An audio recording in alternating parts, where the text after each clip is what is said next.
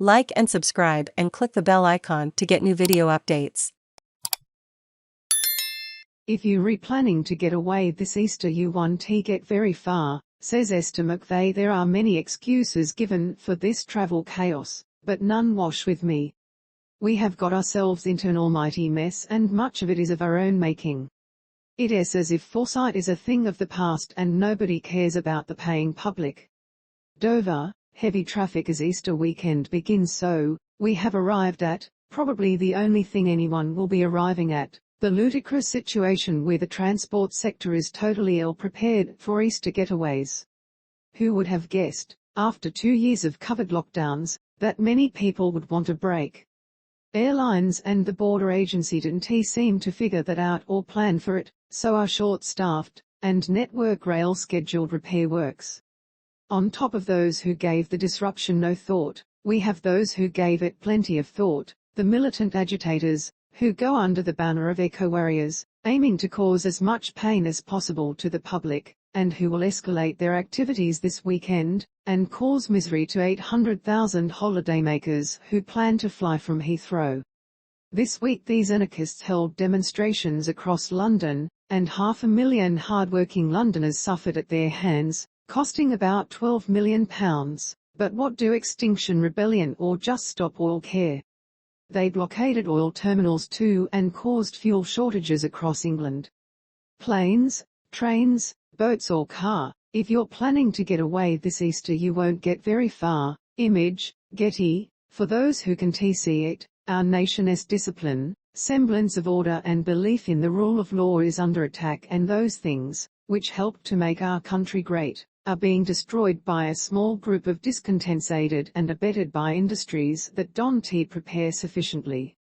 To the judge that said these eco-militants acted in a way they believed was morally right, along with actress Emma Thompson who stood with them at Oxford Circus and the brother of Environment Minister Zach Goldsmith who seemed to defend them on Twitter, shame on you. There are better ways to support the environment. Supporting chaos for the public isn't the path to follow. Guerrilla tactics achieve nothing, they just create misery for those who want to get on with their lives. Over the Queen's Platinum Jubilee Bank Holiday weekend, let us hear the national anthem belted out across the airwaves. BBC TV stopped playing it back in 1997, surely they should bring it back for that weekend. Radio 4 still plays it after the midnight news and before the World Service, but it is not exactly peak listening time and sadly missed by most, but GB News play it every day before the breakfast show. So why don't the BBC, ITV and C4 play it at peak time over those 4 days? Who knows, it could even get into the charts, bought by a whole generation that seldom gets to hear it. The Queen, we will rock you. If you fancy a bit of a lift this weekend then watch Phantom of the Open. This film tells the true story of shipyard crane operator Maurice Flitcroft who blagged his way into the 1976 Gulf Open Championship. Hilarious and poignant, if it hadn't happened you wouldn't believe it could. Research from University College London's COVID-19 social study reveals more people are now worried about their finances than catching COVID. Some of us were banging on about the damage lockdown would bring and the poverty it would wreak.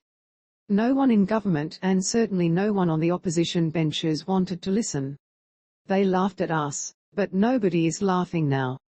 No-fault divorces became law last Wednesday, thereby ending the need for one party to blame the other. This is meant to help divorcing couples resolve their issues.